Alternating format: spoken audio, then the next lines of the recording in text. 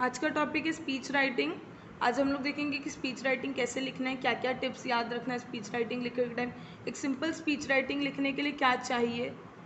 लेकिन पहले बता दूं कि एग्जामिनेशन में 10th स्टैंडर्ड के बोर्ड एग्जामिनेशन में व्यू काउंटर व्यू और स्पीच राइटिंग के बीच में एक ऑप्शन होता है, तो दोनों में से कोई एक लिखना होता है।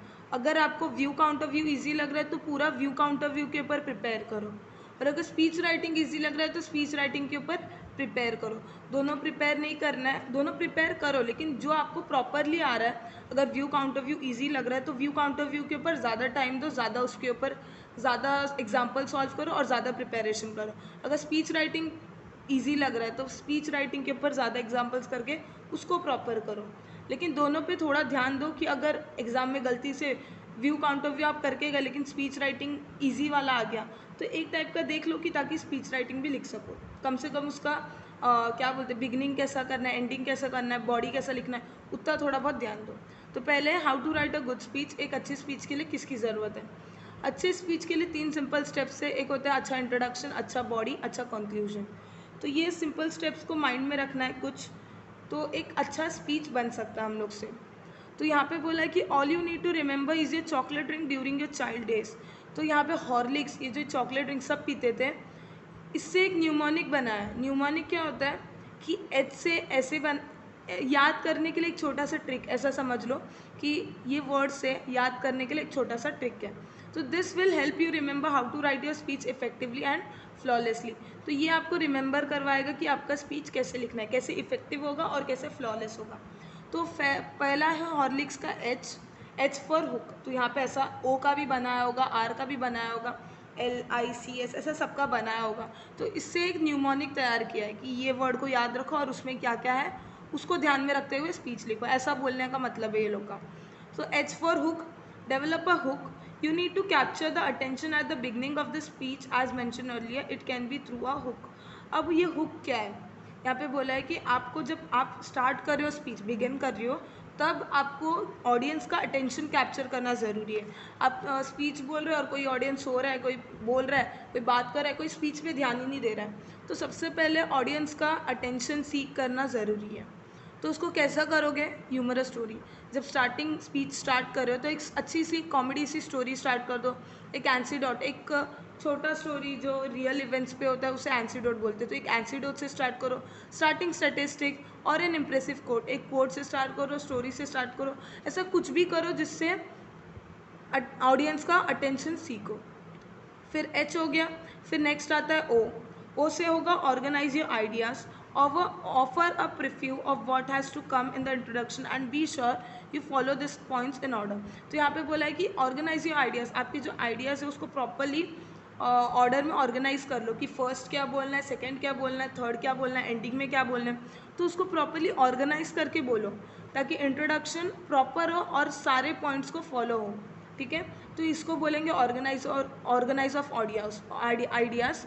तो HO हो गया। नेक्स्ट है R, रैपोर्ट और रिलेशनशिप विद द ऑडियंस। तो यहाँ पे रिलेशनशिप विद द ऑडियंस होना चाहिए। Establish your creditability as a speaker by demonstrating your connection to the topic. तो यहाँ पे क्या बोला है कि आप एज अ स्पीकर बात कर रहे हो तो आपका जो टॉपिक है उसके साथ एक कनेक्शन डेमोन्स्ट्रेट करो ऑडियंस के साथ। एक टाइप का टॉपिक जो रिलेशनशिप होना चाहिए ऑडियंस और स्पीकर के बीच में। अ good speech is always return from the point of view of the audience.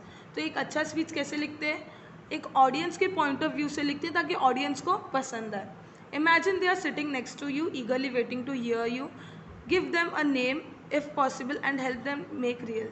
अब यहाँ पे बोला है कि ऐसा समझो कि वो आपके सामने बैठे हैं और आपको ईगरली बैठे हैं कि आपका सुन सके। फिर नेक्स्ट है write as if you are talking directly to them.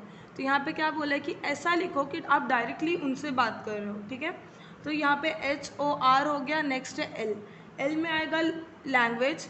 Check the tone of your language when you draft a speech, is it right for the occasion, subject matter and your audience. तो यहाँ पे बोला है tone of your language, आपका language का tone. अगर independence day के बारे में बता रहे हो तो इंडिपेंडेंस डे के ऊपर ही लिखो, सोशल इश्यूज़ पे मत चले जाओ। तो यहाँ पे आपका जो लैंग्वेज है, आप जो स्पीच में लिखे हो लैंग्वेज, वो प्रॉपर ओकेशन और प्रॉपर मैटर और प्रॉपर ऑडियंस को सूट करना चाहिए।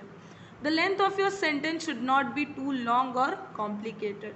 तो यहाँ पे जो सेंटेंस है उसको ज़्यादा लंबा नहीं खींचना है, ज़्यादा हार्ड वर्ड्स कॉम्प्लिकेटेड वर्ड्स लेके सेंटेंस को कॉम्प्लिकेट नहीं करना है। Remember you are writing oral language. तो यहाँ पे जो लिखा है स्पीच राइटिंग, उसको वो एक ओरल लैंग्वेज है। स्पीच क्या होता है? स्पीच बोलना होता है, और स्पीच को बोलने के लिए जो देख के बोलना है उसको स्पीच राइटिंग बोलते हैं। तो इसलिए स्पीच राइटिंग एक ओरल लैंग्वेज है, इसके लिए उसको ज़्यादा बड़ा, लेंदी या कॉम्प्लिकेटेड नहीं करना है। You have to write as if you are explaining, telling और शोइंग समथिंग टू देम। तो यहाँ पे क्या बोला है कि आपको ऐसा लिखना है कि जैसे आप उनको एक्सप्लेन कर रहे हो, बोल रहे हो या कुछ दिखा रहे हो।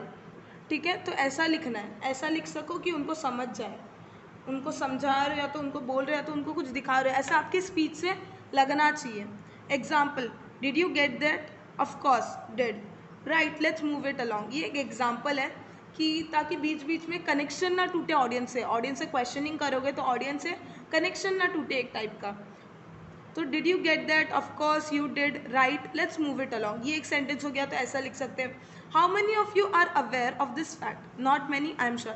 अगर कोई फैक्ट बता रहे हो तो फैक्ट से पहले ऐसा बोल सकते हो कि कितने जन अवेयर हो इससे? Not many, I am sure. तो यहाँ पे ऐसे वर्ड से ऑडियंस का जो अटेंशन है वो सीख होता है। नेक्स्ट पार्ट है interesting. Your speech has to captivate the audience. You need to make it interesting by sharing your personal experience, some newspaper headlines, astonishing facts, humorous incidents, etc. तो यहाँ पे आपका स्पीच सिर्फ बोरिंग नहीं होना चाहिए, आपका स्पीच इंटरेस्टिंग होना चाहिए। ध्यान में रखना है कि स्पीच बोरिंग हुआ तो कोई नहीं सुनेगा। स्पीच कैसा होना चाहिए? इंटरेस्टिंग। स्पीच को इंटरेस्टिंग बनाने के लिए आप क्या यूज़ कर सकते हो? खुद का पर्सनल एक्सपीरियंस, कोई न्यूज़पेपर का हेडलाइन, कोई अच्छे फैक्ट्स जो आपको पता है, बहुत रेयर फैक्ट्स है वैसा, लेकिन वो क्या होने चाहिए? वो टॉपिक से रिलेट होने चाहिए। ऐसा कुछ भी टॉपिक नहीं निकालना है। आप टाइगर के बारे में फैक्ट्स बता रहे हो, लेकिन टॉपिक क्या है? लेकिन टॉपिक है इंडिपेंडेंस डे के ऊपर, तो ऐसे फैक्ट्स नहीं बताने। फैक्ट्स अगर टॉपिक इंडिपेंडेंस डे पे है तो फैक्ट्स किसके ऊपर होने चाहिए? इंडिपेंडेंस डे पे। अगर नहीं पता तो कोई एक्सपीरियंस बता दो, कोई ह्यूमरस इंसिडेंट्स बता दो, कुछ भी बताओ ताकि स्पीच कैसा लगे? इंटरेस्टिंग लगे। नेक्स्ट है कंक्लूजन। तो end your speech with an attitude not a platitude. तो स्पीच एक अच्छे एटीट्यूड से एंड करना है। प्लैटिट्यूड क्या होता है? एटीट्यूड सबको पता है, लेकिन प्लैटिट्यूड क्या होता है कि जो चीज़ बोल चुके हो उसी से रिपीट करके कंक्लूजन। नहीं, वैसा नहीं। कंक्लूजन को अच्छा और अलग बनाना है। ठीक है, focus on one word with a quotation and emphasis that word to echo your final point. तो एक ऐसा वर्ड, एक इंपॉर्टेंट वर्ड को कोटेशन देना और उस पर फोर्स डालना है। एम्फेसाइज मतलब फोर्स डालना है, ताकि वो आपका एक फाइनल पॉइंट लगे और सुनने में लिखोगे तो अच्छा लगे। Leading speakers and their speeches like the opera star on high note vocally and intellectually. अब यहाँ पे लीडिंग स्पीकर्स, जो स्पीकर्स है वो अपना स्पीच हाई नोट पे या इंटेलेक्चुअली या वोकली एंड करते हैं, लेकिन हम लोग का स्पीच बोलना नहीं, हम लोग को स्पीच राइटिंग करना है। तो ये पॉइंट हम लोग के लिए कोई यूज़ नहीं है। Last words linger. Last words crystallise your thoughts, galvanise your message and mobilise your audience. तो यहाँ पे आपका जो लास्ट वर्ड्स है, जो कंक्लूजन है, कंक्लूजन एक्चुअली बहुत ही इंपॉर्टेंट पार्ट होता है स्पीच राइटिंग में। कंक्लूजन की वजह से ही स्पीच अच्छा होता है। एक तो बिगनिंग, एक तो कंक्लूजन। अच्छा होना बहुत कंपलसरी है, क्योंकि बिगिनिंग में, स्टार्टिंग में ऑडियंस का अटेंशन लेना होता है और कंक्लूजन तक उसको बनाए रखना होता है। तो स्पीच में जो जो आपने थॉट्स या जो जो मैसेज बताया उसको एक टाइप का एक सेंटेंस में उसको प्रॉपरली अरेंज करके उसको बताओ। You can use this conclusion in any of your speech related to social issue. तो यहाँ पे बोला है कि अगर कोई टॉपिक दिया जो सोशल है, जो सोसाइटी के ऊपर है। सोशल क्या होता है? सोसाइटी के ऊपर। तो अगर कोई टॉपिक सोशल इशू पे है तो ये कंक्लूजन लिख सकते हो। We need to look at this old issue with a new perspective, not just for today but to make our tomorrows more rewarding, more fulfilling and more compelling because of the change we make at the present moment. With your help, we can think anew and act anew on the issue before us today. तो यहाँ पे ये जो conclusion, इसको कोई भी social issue पे use कर सकते हो। ये क्या है? याद रखना, ये कंक्लूजन है, ये सिर्फ कंक्लूजन है। इसको बिगिनिंग या बॉडी में नहीं यूज़ करना है। अगर कोई सोशल इशू रहा और आपको कंक्लूजन प्रॉपर नहीं आ रहा तो ये लिख सकते हो, ये कंक्लूजन लिख के थैंक यू। ठीक है, ऐसा लिख सकते हो। फिर नेक्स्ट है simplify. Remember your speech should be simple, concise and clear. तो यहाँ पे क्या ध्यान रखना है कि स्पीच सिंपल होना चाहिए, छोटा होना चाहिए और क्लियर होना चाहिए। फ्यूयर वर्ड्स क्लियरर पॉइंट, जितने कम वर्ड्स उतने clear point. As mentioned earlier, avoid lengthy sentences, lengthy या कॉम्प्लिकेटेड सेंटेंस को अवॉइड करना है। यूज़ अप्रोप्रिएट वोकैबलरी, वोकैबलरी अच्छा करना है तो रीडिंग स्टार्ट करो, रीडिंग अच्छा करोगे तो वोकैबलरी अच्छा होगा। तो do not try to include too many points, तो जितने पॉइंट्स नेसेसरी है उतने पॉइंट्स लिखो, ज़्यादा पॉइंट्स लिख के उसको ज़्यादा लेंदी और ज़्यादा कॉम्प्लिकेटेड और बोरिंग मत बनाओ, ठीक है। फिर नेक्स्ट है स्पीच ट्रांजिशन। स्पीच ट्रांजिशन यहाँ पे बोला है कि your audience attention will naturally wane after some time, आपका जो ऑडियंस का अटेंशन है वो नेचुरली ख़त्म हो जाएगा, वेन हो जाएगा। So keep your speech transition short but impressive, तो आपका जो स्पीच है उसको शॉर्ट रखना है, स्पीच की जो बात है उसको शॉर्ट रखना है, लेकिन क्या होना चाहिए, इम्प्रेसिव। तो they are those magical words and phrases that will help you your content flow smoothly, तो ऐसे कुछ मैजिकल वर्ड्स है जिससे आपका कंटेंट स्मूथली फ्लो होगा। They help your audience understand your message, तो इससे मैसेज आपके ऑडियंस तक पहुँचेगा। जैसे अगर कोई चीज़ को वही चीज़ को रिपीट करो, जैसे दो चीज़ के बारे में, तो लाइक वाइज यूज़ कर सकते हो, फिर नेक्स्ट में सिमिलरली यूज़ कर सकते हो। We see the same thing if we consider, ऐसे वर्ड्स यूज़ कर सकते हो ताकि सिमिलर आइडियाज़ हो। अगर सिमिलर आइडियाज़ यूज़ कर रहे हो तो likewise, similarly, we say the same thing if we consider, ये सब यूज़ कर सकते हो। अगर आइडियाज़ उल्टे हैं, कॉन्ट्रास्ट है, अपोजिट आइडियाज़ है, तो ऐसा लिख सकते हो, if we flip that around however on the contrary, तो आइडियाज़ अगर सिमिलर रहा तो ये सब, और कॉन्ट्रास्टिंग आइडियाज़ के लिए ये words. Transition before between for elaborating upon an idea, तो अगर कोई एक आइडिया है उसको एलॉबरेट करना है, एक छोटा सा पॉइंट है जिसको थोड़ा बड़ा करना है, तो उसमें ऐसा लिख सकते हो स्टार्टिंग में, in addition, further, not only but also, moreover, ऐसे वर्ड्स है कुछ कुछ जो स्पीच में यूज़ होना चाहिए। Transition to support a quote, अगर आपने कोई एक कोट बोला तो इन उसका जो लिखा है वो कोट, वो जिसने कोट लिखा है उसका नाम याद रखना ज़रूरी है। तो इन 1978 मिस्टर एक्स सेड, इसको आप ऐसा लिख सकते हो, the idea was expressed clearly by mister X who said, जो बोला था आगे, जो कोट है। Transition for introduction to body, अब इंट्रोडक्शन और बॉडी के लिए कैसे स्टार्ट करोगे, लेट्स बिगिन, या तो to get started let's examine, ये इंट्रोडक्शन है, इंट्रोडक्शन से बॉडी को जाने को, ठीक है।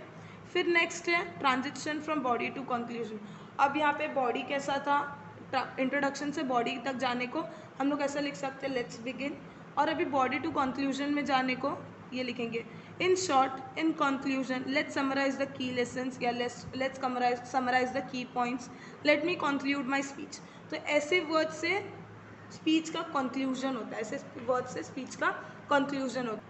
फिर नेक्स्ट पॉइंट आता है, remember to thank your audience after the conclusion और while you are concluding your speech, तो यहाँ पे बोला है कि जब आप स्पीच को कंक्लूड कर रहे हो तब, या तो कंक्लूड होने के बाद थैंक यू बोलना मत भूलना, क्योंकि ऑडियंस को थैंक यू बोलना एक इम्पॉर्टेंट पार्ट है, तो ये स्पीच में थैंक यू लास्ट में होना कंपलसरी है। अब नेक्स्ट देखते हैं, in short for speech writing remember, यहाँ पे शॉर्ट में दिया है कि स्पीच राइटिंग में क्या रिमेंबर करना इंपॉर्टेंटली, वहाँ पे ब्रीफली दिया था कि क्या क्या इंपॉर्टेंट है, उसको एक्सटेंड करके दिया था, यहाँ पे शॉर्ट में बताया है, ग्रीटिंग, गुड मॉर्निंग या गुड आफ्टरनून, जैसे कि स्पीच का टाइमिंग है, good morning, good afternoon, good evening, जो भी टाइमिंग है स्पीच का उसमें उसके हिसाब से ग्रीट करना है। सैल्यूटेशन और greeting the dignitaries, audience, respected sir madam, यहाँ पे आया मेन इंपॉर्टेंट पार्ट, यहाँ पे सैल्यूटेशन और ग्रीटिंग, यहाँ पे जो डिग्निटरीज है जो आपकी स्पीच सुन रहे हैं, तो स्पीच सुनने में एक ओकेशन में कोई तो इम्पॉर्टेंट चीफ गेस्ट या जो भी हुए आए होंगे, तो उनको ग्रीटिंग करना नहीं भूलना है, रिस्पेक्टेड सर या रिस्पेक्टेड मैडम। तो पहले आएगा गुड मॉर्निंग, गुड आफ्टरनून, फिर जो डिग्निटरीज है जो आए हैं आपका सुनने को, ऑडियंस, चीफ गेस्ट, जो भी जजेस वगैरह जो भी, उनको भी ग्रीट करना है। इंट्रोडक्शन टू द टॉपिक, तो यहाँ पे टॉपिक को इंट्रोडक्शन कैसे कर सकते हैं, I feel indeed privileged for having been given this opportunity to express my opinion on a very thought provoking topic, यहाँ पे बोला है खुद को इंट्रोडक्शन ऐसा कर सकते हैं कि मैं बहुत ही प्रिविलेज, मतलब बहुत ही ऑनर्ड फील कर रहा हूँ कि मेरे को ये अपॉर्चुनिटी मिला कि मैं, ताकि मैं ये थॉट्स पे अपना ओपिनियन एक्सप्रेस कर सकूँ, तो ऐसा अपना टॉपिक का इंट्रोडक्शन दे सकते हैं आगे लिख के। बॉडी कैसा होगा, short story, proverb, examples, facts, body start कर सकते हो शॉर्ट स्टोरी से, कि शॉर्ट स्टोरी लिख लिया, एक प्रोवर्ब लिख लिया, एक एग्जाम्पल्स दे दिया, फैक्ट्स दे दिया, ऐसा कुछ भी से कोई भी इसमें से कोई भी यूज़ करके एक बॉडी स्टार्ट कर सकते हो। कंक्लूजन जैसे मैंने बताया था, just as a thankful heart conveys 1,000 words, I would like to conclude my speech with a simple thank you. Simple thank you से कन्वे कर सकते हो कंक्लूजन, या तो अगर आपको कोई सोशल टॉपिक है तो मैंने बताया था कि सोशल टॉपिक को कैसे कंक्लूजन करना है। Thank you for being such a patient and wonderful audience, I hope my speech has given you enough food for thought. तो यहाँ पे या तो ऐसा लिख सकते हो या तो ऐसा लिख सकते हो, लेकिन याद रखना है कि लास्ट में थैंक यू बोलना है, लास्ट में थैंक यू बोलना है। या तो कंक्लूड करने के टाइम ऐसा थैंक यू बोलो, या तो पूरा स्पीच हो जाए फिर नीचे लिखो thank you. So let's do an example. एक एग्जाम्पल देखते हैं। इसमें बोला है कि prepare a speech on independence day. तो यहाँ पे स्पीच बोला है इंडिपेंडेंस डे के ऊपर एक स्पीच प्रिपेयर करो। तो इंडिपेंडेंस डे के ऊपर एक स्पीच प्रिपेयर करना है, लेकिन उससे पहले एक टॉपिक लिखना है हम लोग को, एक टाइटल देना है स्पीच को। ऐसा नहीं कि इंडिपेंडेंस डे स्पीच, ऐसा नहीं, एक कोट लिख दो, ऐसा कुछ भी लिख दो जो अट्रैक्ट कर सके। Freedom is never dear at any price, it's a breath of life. तो यहाँ पे ऐसा कोई भी एक अच्छा कोट लिखो ताकि ऑडियंस अट्रैक्ट हो। ठीक है, तो पहले मैंने जैसे बोला था कि स्टार्ट कैसा होगा, start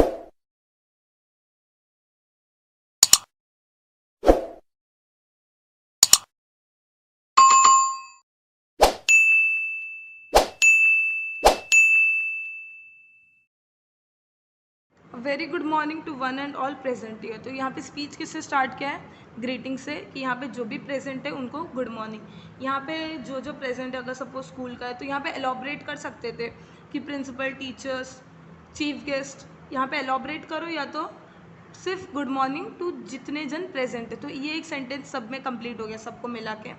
it gives me immense pleasure to welcome you all at the independence celebration of our school. तो यहाँ पे सेकेंड लाइन था वेलकमिंग के लिए, सेकेंड लाइन वेलकम किया गया। We have all gathered here to commemorate this red letter day and also the sacrifices of our very brave freedom fighters. तो यहाँ पे बोला है कि क्यों गैदर, हम लोग यहाँ पे क्यों जमा हुए, गैदर मतलब जमा होना, कि हम लोग क्यों जमा हुए, कि हम लोग वो चीज़ को सेलिब्रेट करने आए कि जो हमारे ब्रेव फ्रीडम फाइटर्स हैं उनका जो सैक्रिफाइस है उसको सेलिब्रेट करने आए। तो यहाँ पे अभी स्टार्ट हो गया speech. India was known as the golden bird before the Britishers stole off all her economy. तो यहाँ पे इंडिया के बारे में, क्योंकि इंडिपेंडेंस डे हमारा है इंडिया के ऊपर, तो इंडिया के ऊपर टॉपिक होगा। अब इंडिया के बारे में बताएंगे, नेशन के बारे में बताएंगे। तो नेशन को पहले क्या बुलाते थे, गोल्डन बर्ड, गोल्डन बर्ड बुलाते थे, सोने की चिड़िया। लेकिन कब, जब ब्रिटिशर्स ने चुरा लिया तब नहीं, ब्रिटिशर्स के चुराने के पहले। We have come way far from that today, but the question is I would like to ask at this point is how far is it।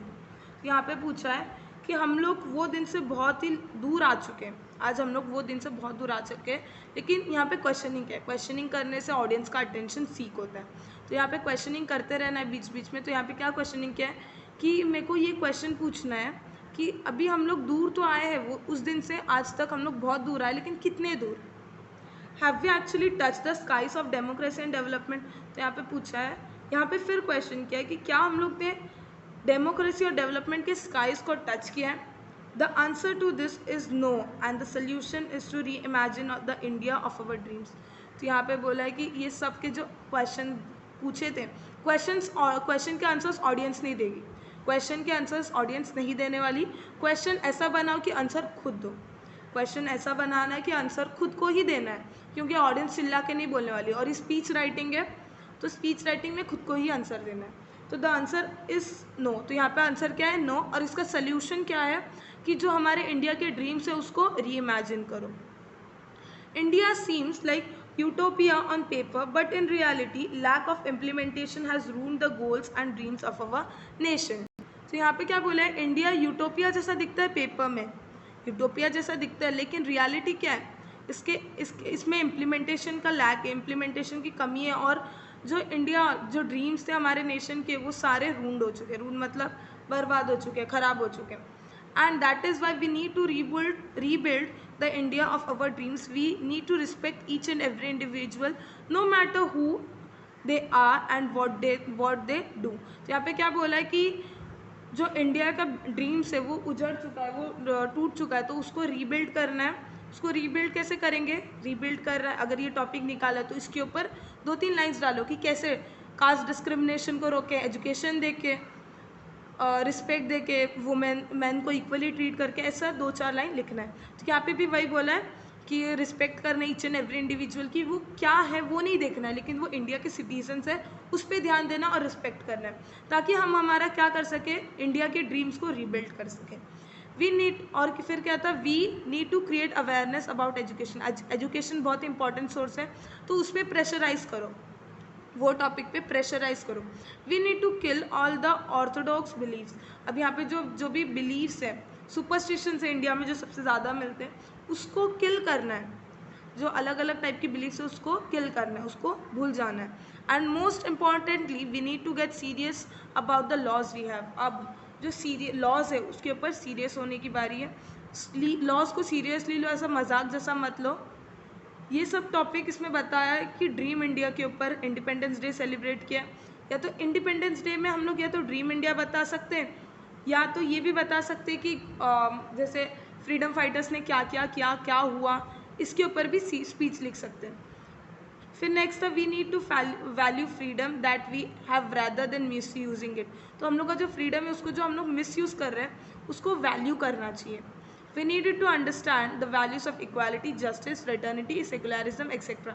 ये कॉन्स्टिट्यूएंट के वर्ड्स है जो इसमें स्पीच में यूज़ किया, क्योंकि वो इंडिया का कॉन्स्टिट्यूएंट था, प्रिएम्बल था, इसलिए हम लोग ने इसमें यूज़ किया। कर सकते हैं। यहाँ पे स्टार्टिंग हो गया, 2 पैराग्राफ में बॉडी हो गया, लास्ट पैराग्राफ क्या आएगा, लास्ट पैराग्राफ आएगा कंक्लूजन। तो टू कंक्लूड माय स्पीच, या तो ऐसा लिख सकते हैं इन कंक्लूजन, कुछ भी कंक्लूजन के मैंने वर्ड्स बताए थे कि किससे कंक्लूजन कर सकते हो। तो कैसे कंक्लूजन किया इसमें, to conclude my speech I would just like to say a few words. यहाँ पे कंक्लूड किया है फ्यू वर्ड्स से। Let's not take our independence for granted, let's do our bit to make India a better place and create a legacy to leave for a legacy to die for. ठीक है, तो यहाँ पे क्या बोला है कि इंडिया को ऐसा प्लेस बनाओ कि वहाँ पे रहने के लिए नहीं, मरने के लिए भी लोग तैयार हो। तो यहाँ पे एक छोटा सा लाइंस में कंक्लूड किया है, और यहाँ पे थैंक यू नहीं बोला है, थैंक यू भी बोल सकते हैं, लेकिन थैंक यू से ज़्यादा इफेक्टिव क्या होगा, क्योंकि इंडिपेंडेंस का स्पीच है। ये किसका स्पीच है, इंडिपेंडेंस का स्पीच है, तो इसके लिए हम लोग को यूज़ करना है जय हिंद वंदे मातरम। जय हिंद वंदे मातरम यूज़ करोगे तो एक स्पीच इफेक्टिव होगा, क्योंकि ये किसके ऊपर है, इंडिपेंडेंस डे के ऊपर है। तो ये था स्पीच राइटिंग, और ये है मार्किंग स्कीम स्पीच राइटिंग का। स्पीच राइटिंग भी 5 मार्क्स का होता है जैसे मैंने बताया था। तो क्या है मार्किंग स्कीम, फर्स्ट आता है अप्रोप्रिएट बिगनिंग कंक्लूजन, उसका 1 मार्क्स। अब अप्रोप्रिएटली ग्रीटिंग्स किया, वेलकम किया और कंक्लूजन किया, तो उसका कितना, 1 मार्क्स। बॉडी, अब बॉडी के लिए यूज़ ऑफ गिवन पॉइंट्स, अगर अब यहाँ पे मैंने सिर्फ जो बताया था एग्जाम्पल, उसमें सिर्फ एक स्पीच प्रिपेयर करना है कि उस पर कर दो, लेकिन अगर कोई क्वेश्चन ऐसा भी दे सकते हैं कि 2-4 पॉइंट्स देंगे, उसके ऊपर स्पीच प्रिपेयर करो, तो वो सारे पॉइंट्स कवर होने चाहिए। तो यहाँ पे क्या बोला, use of given points and additional points, appropriate use of language. तो जो पॉइंट्स दिए और उसके साथ वही पॉइंट्स नहीं, एडिशनल पॉइंट्स, लेकिन पॉइंट्स लिखने के टाइम ज़्यादा लेंदी या ज़्यादा कॉम्प्लिकेटेड नहीं करना, क्योंकि ये स्पीच है। और appropriate use of language, language का प्रॉपर यूज़ करने पर 2 marks. Appropriate sequence and flow of language, अब सीक्वेंस होना चाहिए, कौन सा पहला आएगा कौन सा लास्ट में आएगा, ये सोच के लिखना है। और लैंग्वेज का फ्लो कैसा है, उसका 1 मार्क्स। और use of appropriate grammatical structure, अगर ग्रामर प्रॉपर है तो उसका 1 मार्क्स। तो इसको मिला के 5 मार्क्स होता है। मैं फिर बता दूं कि स्पीच राइटिंग और काउंटर व्यू काउंटर व्यू और स्पीच राइटिंग में ऑप्शन होता है, तो दोनों में से कोई एक प्रिपेयर करो, लेकिन अच्छे से प्रिपेयर करो, लेकिन दोनों देख के जाओ। जैसे व्यू काउंटर व्यू में क्या करना है उसको बस देख के जाओ, अगर व्यू काउंटर व्यू का टॉपिक ईजी लगा तो वो करो, या स्पीच राइटिंग, लेकिन कोई एक चीज़ पे ध्यान रख के करो। तो ये था स्पीच राइटिंग का। अगर स्पीच राइटिंग का ये वीडियो अच्छा लगा तो अपने सारे 10th स्टैंडर्ड के फ्रेंड्स के साथ शेयर करो, और ऐसे और वीडियोज़ के लिए हमारे चैनल को सब्सक्राइब करो।